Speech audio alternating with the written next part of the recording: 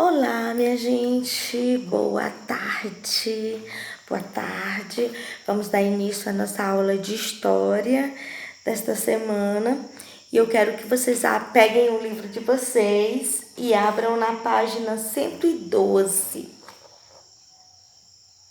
112, capítulo 10. E nesse capítulo é uma história muito bonita, que é uma história da chegada dos portugueses aqui na América, aqui no Brasil. E nesse capítulo vocês vão entender como foi a chegada, como eles reagiram ao ver povos de culturas totalmente diferentes. Vocês vão ver também como os indígenas que eram os nativos que aqui habitavam, pensaram, ou como eles reagiram. Vai ver como era a vida deles aqui antes da chegada dos portugueses também, que eles viviam em aldeias. Então, gente, aqui na página 112 fala o início da chegada dos portugueses aqui no Brasil.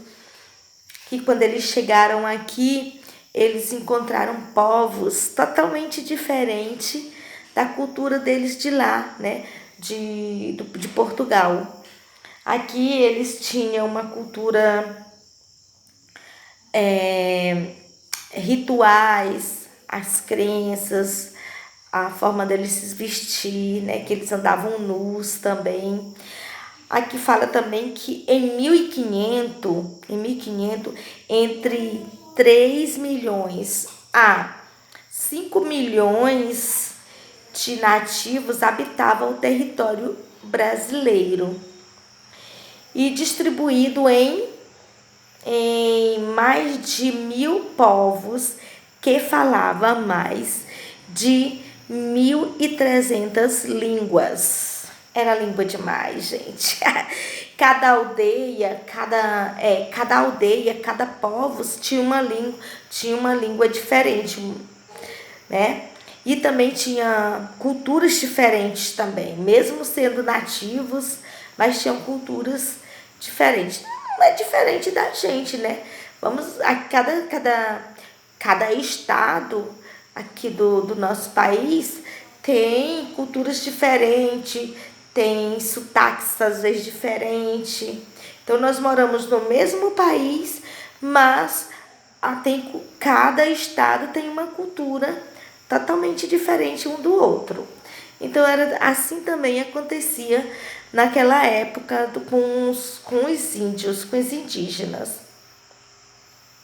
Aqui fala também que a língua mais falada pela maioria deles era o tupi, né? Era tupi, e os tupi, eles chamavam o Brasil era de Pindorama, que isso significa, se Pindorama significa terra brasileira, não, terra das palmeiras. Terra das palmeiras.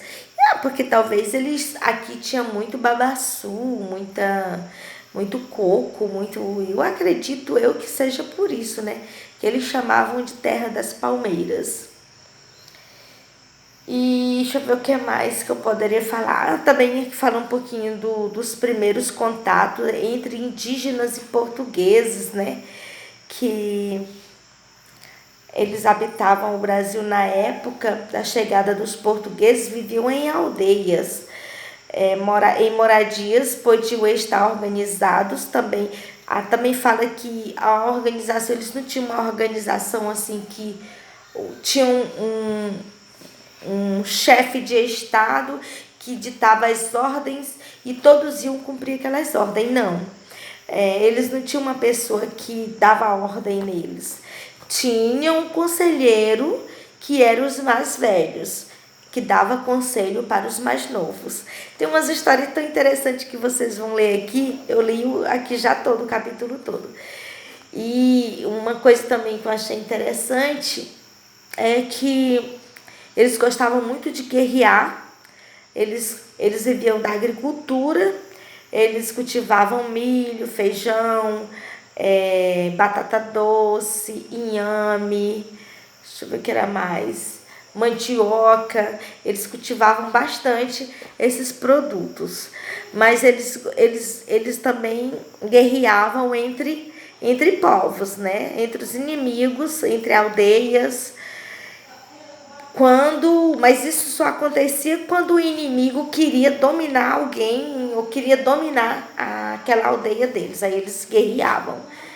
E também uma coisa interessante que eu achei, que nas guerras, aqueles guerreiros que eram capturados, eles prendiam eles, e aí eles se armavam, tinham um ritual todo, e eles iam ser devorados pelos outros.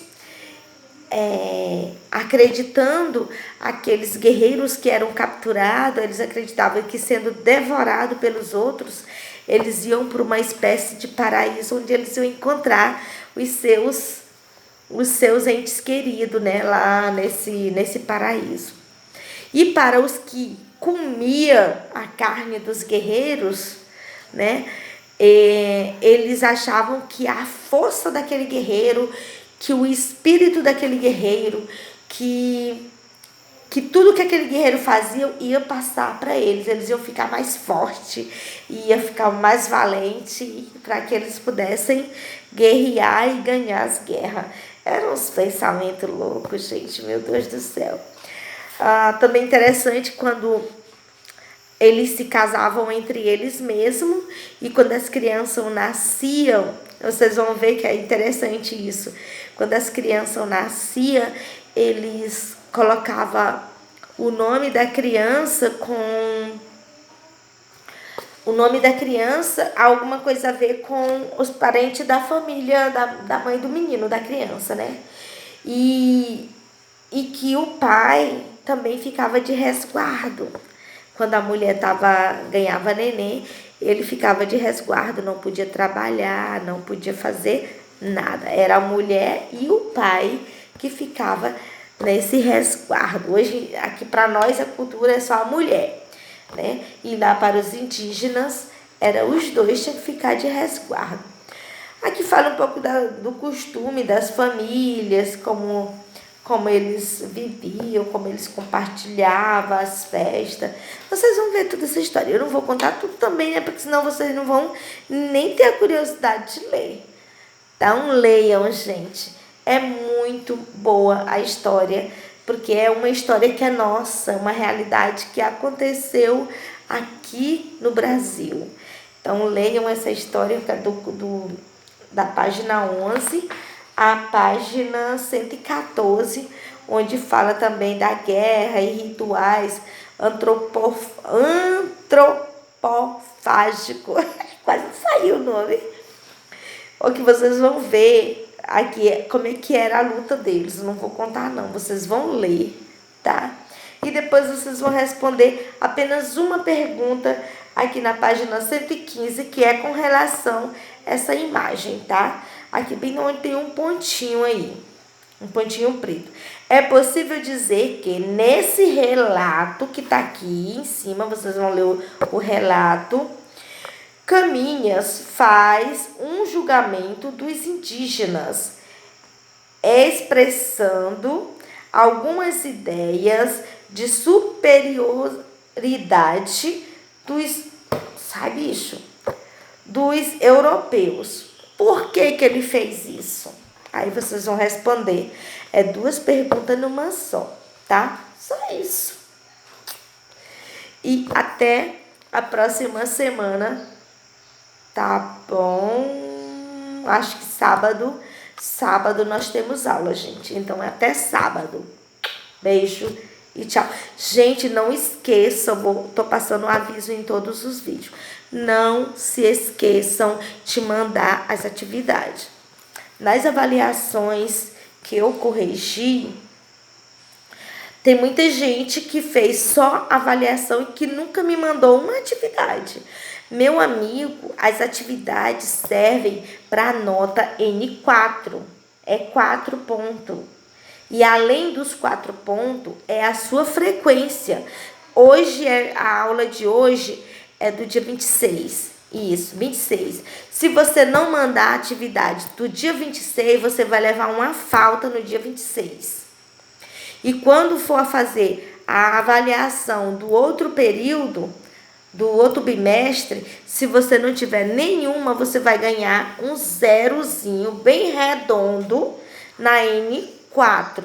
E aí você vai lá bonitinho, só no dia da prova, vai lá, faz a prova.